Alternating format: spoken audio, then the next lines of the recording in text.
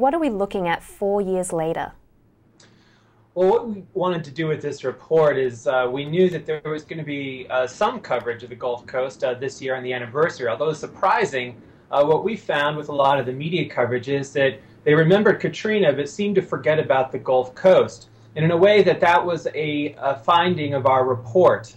We've been publishing reports on every anniversary as well as the 6th month in February, trying to chart the course of the recovery, especially as it relates to those who suffered the most, the women and children, the low-income families, African-American communities, new immigrant communities that were left behind at the storm, but have also continued to be left behind by the recovery. And it was interesting, I think probably more to people outside of the Gulf region, was that in our report, which surveyed 50 grassroots community leaders, people who on the ground who've been working to really advance the recovery on issues from housing to human rights to environmental protection.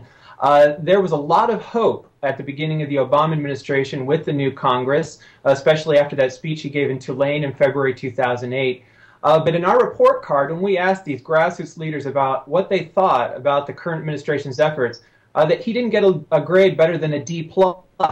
And I think that revealed a lot of frustration about the course of the recovery and the current administration's commitment. Break that down for us a little bit, Chris. Maybe just tell us what kinds are we seeing here? Where are they getting Ds, and where could they be doing better?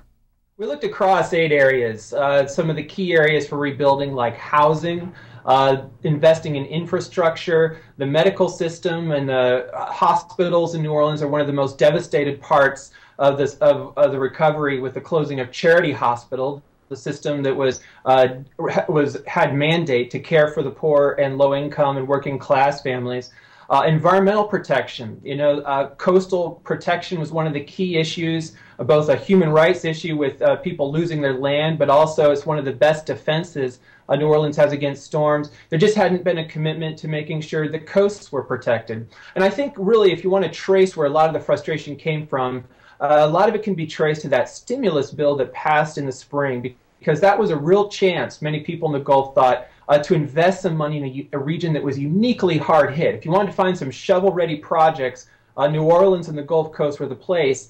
But what ended up happening, of course, is that the Louisiana 2nd District, which includes New Orleans, got the least stimulus money of any congressional district in the country. And I think that's when you started to see some frustration that there just wasn't the investment and commitment that people had expected.